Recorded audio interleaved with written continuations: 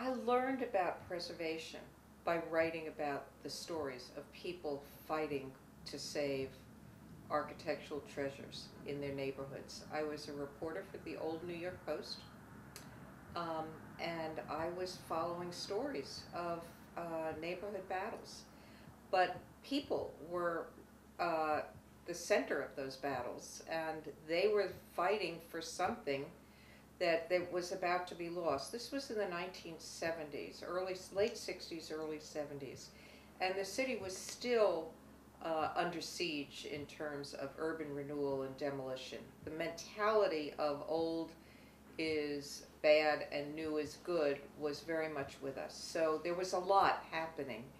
And it was just, I was inspired by the people who cared so deeply and how it was embedded in their lives. It was not just a physical presence. It was part of their identity, the identity of their place. It defined so much of their life. So I wrote about these stories, but there were the stories of the people fighting about the buildings. I really did not know a Richardsonian from a Stanford White, from a Philip Johnson. I knew nothing in terms of styles. I learned it all literally by going to the neighborhoods and following the story.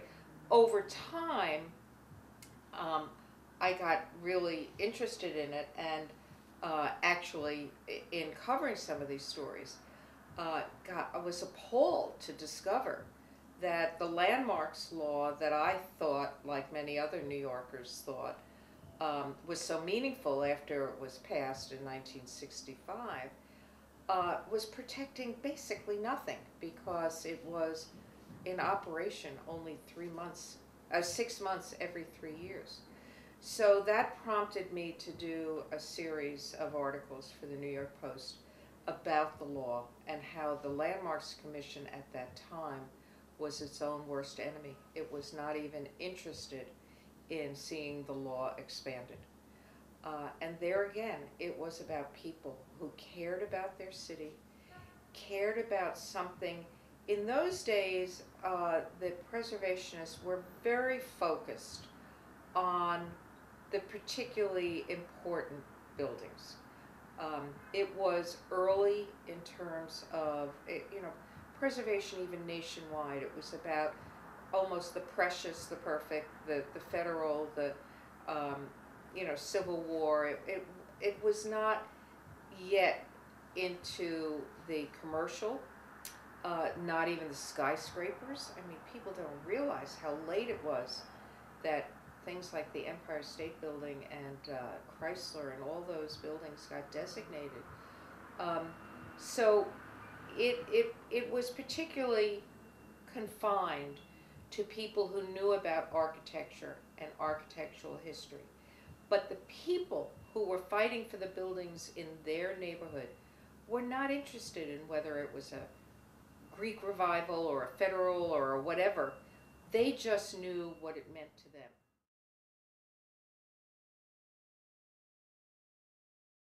I moved back to New York, to the Upper West Side in 1960.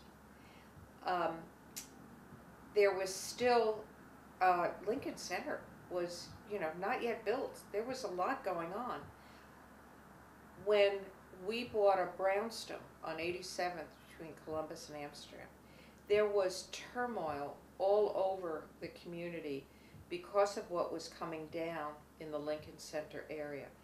And in fact, because it displaced so many people, and they were moving north, they were angry, legitimately so, and it caused a lot of unrest. But I was becoming aware, not of them in terms of architectural importance, but just in terms of demolishing a community.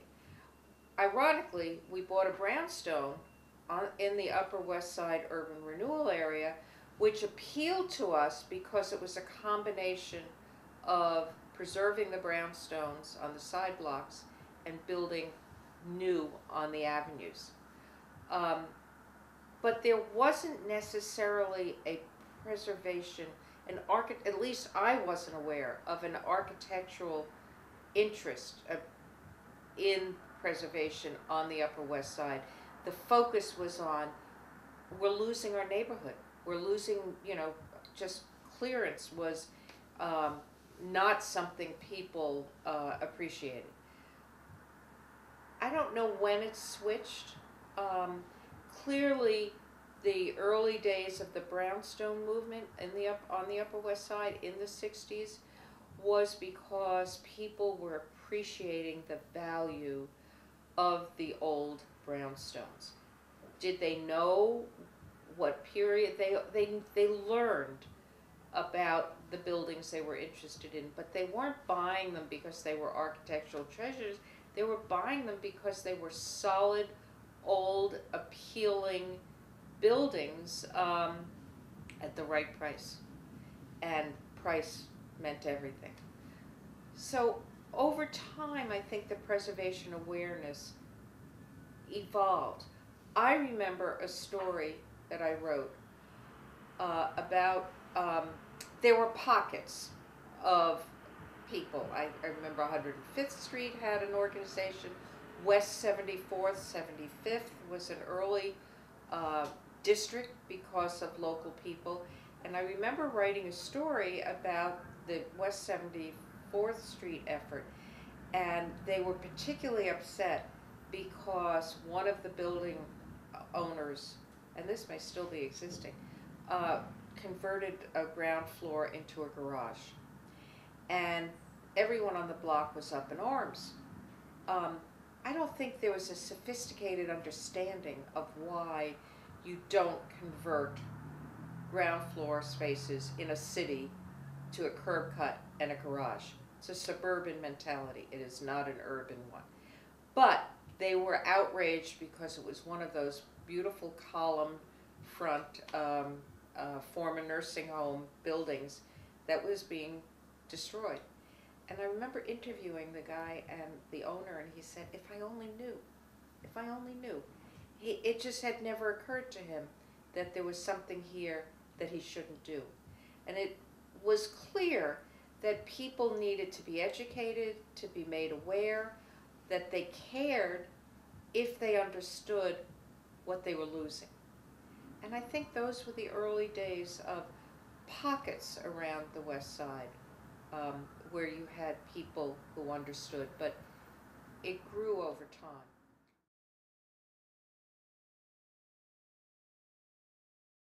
The focus on landmarks in the 70s was really Midtown. It was on the major buildings. It was not on neighborhoods. I wrote my series for the Post in 1973. The Ansonia was a fight then, a major fight, and I think fights like that made people more conscious in a broader way. But it was a new idea. You gotta remember, urban renewal was still what people thought of until Moses was decamped, so to speak, from the scene in the late 60s, and then finally in the early 70s when, Rockefeller stripped him of everything that was left. He was still unquestioned in many places. So except for those few who understood what they were what the city was losing, it was still new. Even, I can remember bugging chairs of the Landmarks Commission, designate Radio City Rockefeller Center. Radio City was threatened in the 70s. The Empire State Building wasn't designated. Rock Center wasn't designated. But it was the the 30s was not considered old enough. We lost a number of important deco buildings because of that. So a lot of the Upper West Side is deco. Here we are in the century. This building, until the district was designated, we were in the middle, frankly, of the sponsor had delivered into the building, new windows. And I think 1 or 2 apartments on the north side got installed before we got a stop order on it. This was new. People are not aware. Soho was an enormous breakthrough because nobody had designated a commercial district. Margot Gale was indefatigable, trying to alert people to the importance of cast iron. She was out there petitioning, tabling, it was unbelievable, and people didn't get it. Now, even recently, I have to say, since I've been on the commission, I can remember just a couple of years ago, I can't remember exactly which year, when we designated the Gansevoort Market. The opposition was enormous because you'll never be able to administer that district. Everything's different. There's no similarity and no consistency of buildings, and that was very often a standard. So each time there was another district that made a breakthrough, it advanced the idea. Now those kind of questions are just never heard.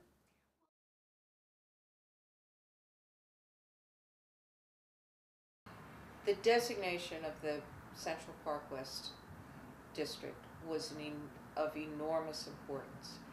I remember for years going by the Majestic, which is the sister building to the Century, and looking up and saying, oh my God, what a hodgepodge, terrible hodgepodge of windows. It was like one from column A, B, C, D, E, and through the alphabet. No two were alike, and it was dreadful. And I used to say to people, because in those days, the big fights were over windows, and everybody wanted the single pane window. We're sitting in a room with multi-pane windows, and I don't think it injures my view of Central Park one iota, but everybody needed the single pane. And I would say to people, look at the Majestic if you want to understand why it is important to preserve a consistent historic window. Now, sadly, we have a lot of replacement windows that aren't the same as the original design. But I think they're close enough in most cases that it has kept an incredible element that I never appreciated, and I think most people didn't at first appreciate what the importance of the window element in the design of a facade. It's critical.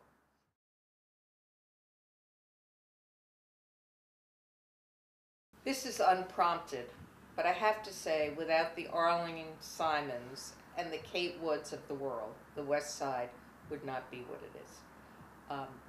I remember the early days of Landmarks West. I don't remember how Arlene commandeered me, but she did, and she was a terror on 67th Street. But that in those days, that's what it took. You really had.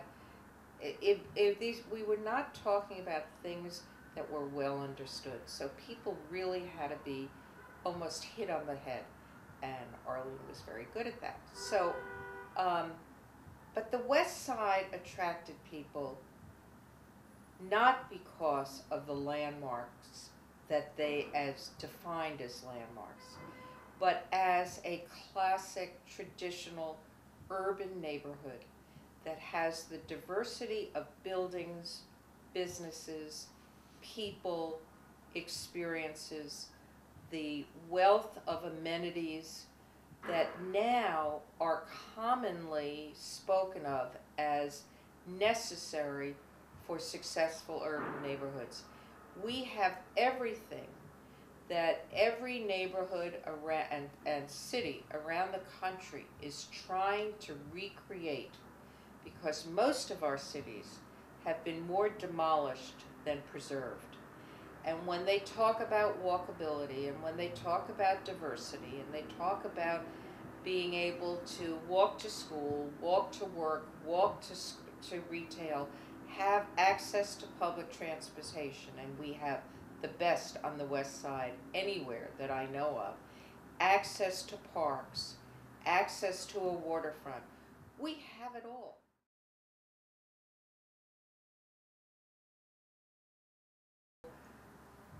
It appealed to my husband and me when we wanted to stay in the city. We didn't want to go to the suburbs. We felt we had what we needed on the Upper West Side. I think that's still true today. What's different today is that people know what our landmarks are. People know when they talk, when you mention the Ansonia or the Dakota. Of course, the Dakota everyone knows because of John Lennon, and tourists are always asking me when I'm in the park, how do I get to Strawberry Field? It's quite amusing. And they know that Central Park is known for its Twin Tower landmarks. It's a different era. Landmarks are really understood and appreciated, and that was just not true in the 70s.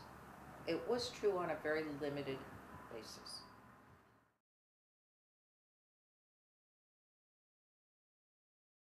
When Landmarks West started, it was one of the first in the city. First, at least, to aggressively bring the issue to the attention of the public. We're now filled, the city is filled in neighborhoods that you can't imagine, have local advocacy groups. I think there's something special about the West Side. We get, even in the 70s, in the early days of the brownstone movement, and I write about this in my book, everybody attributes the rebirth of the West Side to Lincoln Center. That's baloney. The rebirth of the West Side started in the brownstones because it started everywhere in the city in brownstone neighborhoods. Park Slope was way ahead of us. What it was because there were young families like us who didn't want to succumb to the suburban pull, and we wanted to find a way to stay in the city, and we found value in our neighborhoods. So in that respect, it started here and got a lot of publicity because of Lincoln Center. It was a back to the city movement in the 70s. And to then have Landmarks West come into that scene, building on the interest, and in effect rallying the interest of people like my husband and me, who already were caring about something, but we weren't yet a sophisticated advocate. Oh, I shouldn't say that, because I was obviously writing about it, but basically most people weren't. So the appreciation grew over time, but it's a lot of things that started on the West Side were not true of the West Side alone, but the West Side got the spotlight. We also had the highest concentration probably of journalists and editors, and just like Brooklyn now has the highest concentration, at least of known, new writers and that whole thing. So I think it was just a matter of getting the spotlight on the West Side, not that we were alone by any means. We may have been cutting edge, but we weren't alone, and we got a lot of the attention.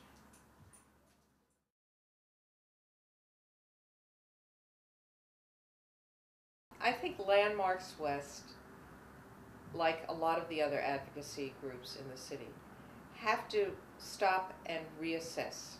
Where are we? We're not where we were when you started.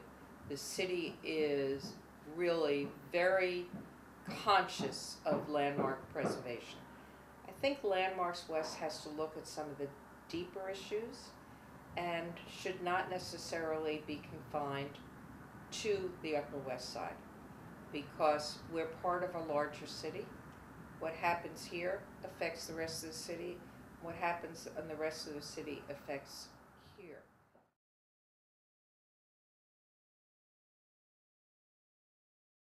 I have been concerned, sitting on the Landmarks Commission, that there's a suburbanization of the urban mindset, in the sense that we have a lot of people who have moved back to the city from the suburbs, and they want their suburban lifestyle to be part of their urban lifestyle. Hybrids don't work. We can't have parking the way they would like.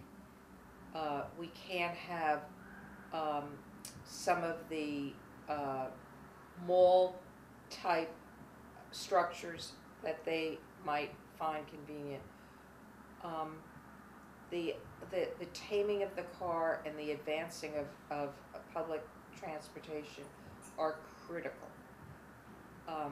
We're getting some of it on the west side, but frankly, getting a bike lane up Columbus Avenue was an enormous battle, and that's ridiculous.